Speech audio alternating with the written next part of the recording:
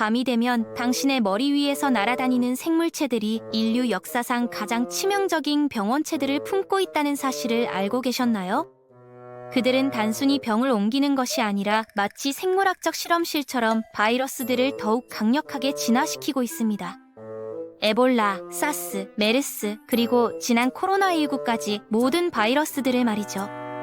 이제부터 우리가 왜 이런 상황에 처하게 되었는지, 그리고 앞으로 어떻게 대처해야 할지에 대한 흥미진진하고도 충격적인 이야기를 시작해보겠습니다.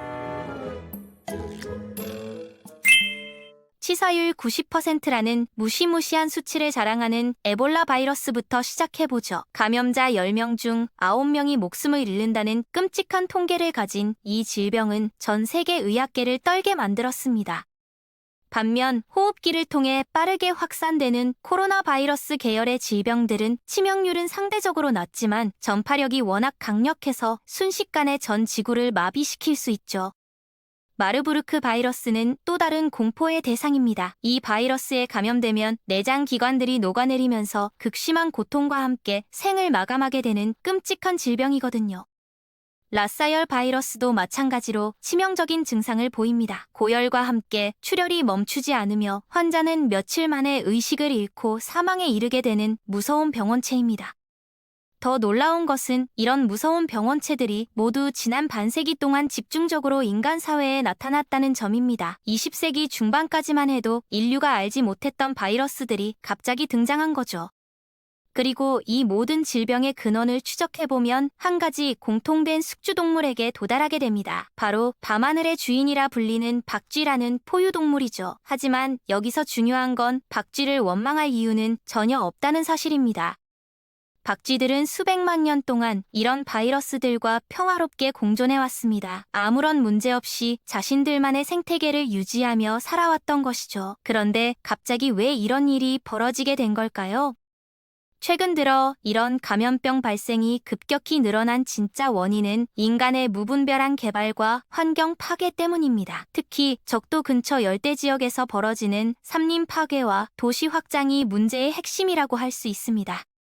동남아시아의 말레이시아에서는 돼지 사육장을 짓기 위해 박쥐들이 서식하던 원시림을 대규모로 밀어버렸습니다. 그 결과 박쥐에게서 돼지로, 다시 돼지에서 사람으로 이어지는 감염 경로가 만들어져 니파라는 치명적인 바이러스가 인간 세계에 상륙했죠.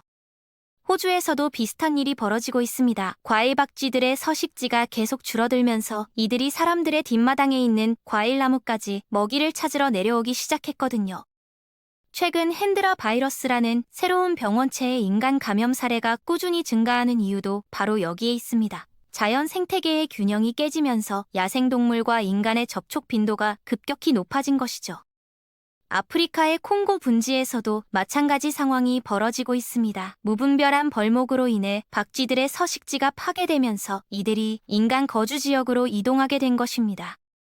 브라질의 아마존 열대우림 지역에서는 광산 개발과 목장 조성을 위한 삼림 벌채가 가속화되고 있습니다. 이로 인해 박쥐를 비롯한 야생동물들이 새로운 서식지를 찾아 인간과 더 가까운 곳으로 이동하고 있죠. 중국의 남부 지역에서도 급속한 도시화와 산업 발전으로 인해 박쥐들의 자연 서식지가 크게 줄어들었습니다. 이런 변화가 새로운 바이러스의 인간 감염 위험성을 높이고 있는 상황입니다. 그런데 여기서 한 가지 의문이 생깁니다. 왜 하필 박쥐가 이렇게 많은 치명적인 바이러스를 보유하고 있을까요? 다른 야생동물들에 비해 박쥐가 특별히 위험한 병원체 저장소 역할을 하는 이유는 무엇일까요? 이 질문의 답은 박쥐들의 독특한 생활 방식과 생물학적 특성에 숨어 있습니다. 먼저 박쥐는 포유동물 중 유일하게 진정한 비행 능력을 가진 동물이라는 점에서 특별합니다. 또한 대부분의 박쥐종들은 집단 생활을 선호합니다. 좁디 좁은 동굴이나 나무구멍 같은 공간에 수백 마리, 때로는 수천 마리가 빼곡히 모여 살죠. 이런 밀집된 생활 환경은 바이러스 전파에 최적의 조건을 제공합니다. 더 흥미로운 건 서로 다른 종류의 박쥐들이 한 공간에서 함께 지낸다는 점입니다. 과일박쥐, 곤충박쥐, 흡혈박쥐 등 다양한 종들이 같은 동굴을 공유하는 경우가 많거든요. 이런 환경은 바이러스에게 천국과 같은 조건을 제공합니다. 개체 간 감염은 물론이고 종과 종 사이의 전파까지 매우 쉽게 일어날 수 있으니까요. 바이러스 입장에서는 완벽한 실험실 같은 공간인 셈이죠. 게다가 박쥐는 바이러스에 감염되어도 죽지 않는다는 놀라운 특징을 가지고 있습니다. 다른 동물들이라면 심각한 질병 증상을 보이거나 목숨을 잃을 만한 강력한 바이러스에 감염되어도 박쥐는 멀쩡하게 날아다니며 일상생활을 계속합니다. 이는 바이러스가 더 넓은 지역으로 퍼져나갈 수 있는 충분한 시간과 기회를 제공하는 셈입니다. 박쥐가 감염된 상태로 수십 킬로미터를 날아다니면서 바이러스를 곳곳에 퍼뜨릴 수 있는 거죠. 박쥐가 이처럼 바이러스에 강한 저항력을 가지게 된 이유는 아이러니하게도 하늘을 날 수 있는 능력 때문일 가능성이 높습니다. 비행이라는 행위는 엄청난 에너지를 소모하는 고강도 활동이거든요. 포유동물이 이런 극한의 운동을 지속하려면 신체 내부에서 많은 대사부산물들이 생성되고 이는 세포와 DNA 손상으로 이어질 수 있습니다. 마치 자동차 엔진이 고속으로 돌아갈 때 더 많은 열과 배기가스를 만들어내는 것과 비슷한 원리죠. 이런 문제를 해결하기 위해 박쥐는 진화 과정에서 매우 정교하고 강력한 방어 시스템을 발달시켰습니다. DNA 복구 능력을 극한까지 끌어올리고 바이러스와 싸우는 특별한 면역세포들을 항상 비상대기시키고 있습니다. 또한 다양한 항산화 시스템과 세포 보호 메커니즘을 동시에 가동하는 놀라운 생체 방어막을 구축했죠. 이런 강력한 면역체계 덕분에 박쥐는 치명적인 바이러스들과 함께 살면서도 건강을 유지할 수 있게 되었습니다. 실제로 박쥐의 면역 시스템은 인간의 것과 비교했을 때 훨씬 더 정교하고 효율적입니다. 특히 인터페론이라는 항바이러스 물질의 생산량이 다른 포유동물보다 월등히 높아서 바이러스 감염을 효과적으로 차단할 수 있거든요. 그런데 우리 인간들이 더 주목해야 할 부분은 바로 다음 질문입니다. 박쥐의 몸속에서 바이러스들이 어떻게 생존하고 번식할 수 있을까요? 바이러스라는 존재 자체가 매우 까다로운 조건을 요구하는 미생물이거든요. 이들이 제대로 번식하고 증식하려면 안정적이고 통제된 환경이 필요합니다. 즉, 조용히 쉬고 있는 일반적인 육상 포유동물의 몸속 같은 환경 말이죠. 하지만 박쥐의 몸은 그런 평온한 환경과는 거리가 멀어요. 문제는 박쥐가 날기 시작하면 체온이 섭씨 40도 근처까지 치솟는다는 점입니다. 이런 고온 상태가 매일 반복되는 것은 대부분의 바이러스에게 견딜 수 없는 지옥과 같은 환경이죠. 마치 뜨거운 사우나실에 계속 갇혀있는 것과 비슷한 상황입니다. 보통의 바이러스라면 이런 극한 상황에서 살아남을 수 없을 겁니다. 하지만 일부 극도로 강인한 바이러스들은 이런 혹독한 환경도 버텨냅니다. 박쥐의 고체온 상태를 견뎌낸 이런 슈퍼바이러스들에게는 인간이 열을 내는 정도는 우스운 일이죠. 우리 몸의 면역체계가 체온을 올려서 바이러스를 퇴치하려고 해도 별 효과가 없는 이유가 바로 여기에 있습니다. 게다가 박쥐는 비행을 위해 심장 박동수가 분당 1000회 이상까지 올라갑니다. 인간의 심장 박동수가 평상시 분당 60에서 100회 정도인 것과 비교하면 정말 엄청난 수치죠. 이런 극한의 생리적 변화도 바이러스에게는 혹독한 시험대가 됩니다. 또한 박쥐는 날 때와 쉴 때의 대사율 차이가 다른 동물들보다 훨씬 큽니다. 이런 급격한 생리적 변화를 견딜 수 있는 바이러스들만이 박쥐 체내에서 생존할 수 있는 거죠. 결국 이런 상황을 정리해보면 다음과 같습니다. 박쥐는 날 수 있는 능력 덕분에 강력한 면역력을 갖게 되었고 바로 그 같은 이유로 인간의 면역체계도 뚫고 들어올 수 있는 극강의 바이러스들이 만들어진 거죠.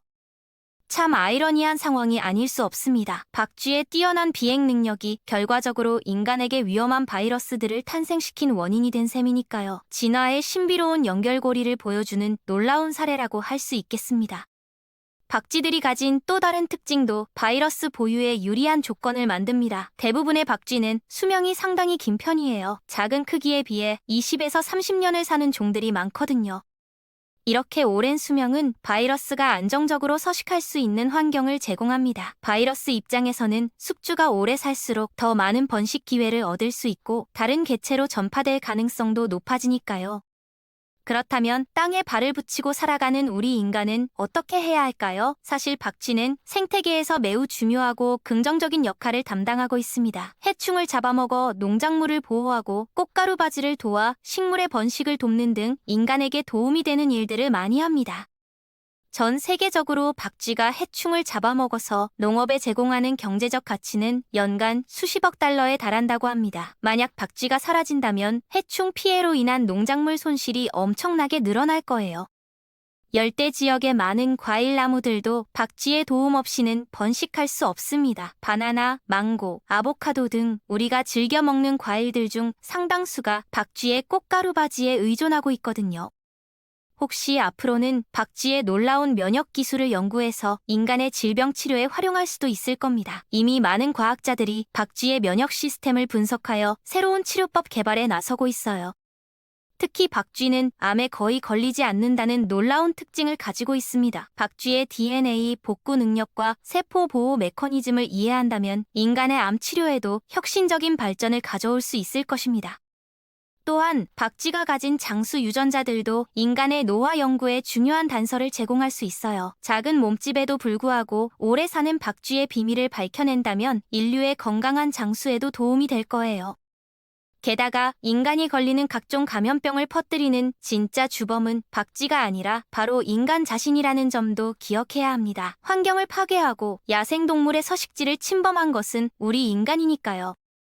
아마도 가장 현명한 해결책은 박쥐들을 건드리지 않고 그대로 내버려두는 것일 겁니다. 그들만의 영역을 존중하고 인간과 야생동물 사이에 적절한 거리를 유지하는 것 말이죠. 무분별한 삼림 벌채를 중단하고 박쥐의 서식지를 보호하며 야생동물과의 접촉을 최소화하는 것이 앞으로 새로운 감염병 출현을 막는 가장 효과적인 방법이 될 것입니다.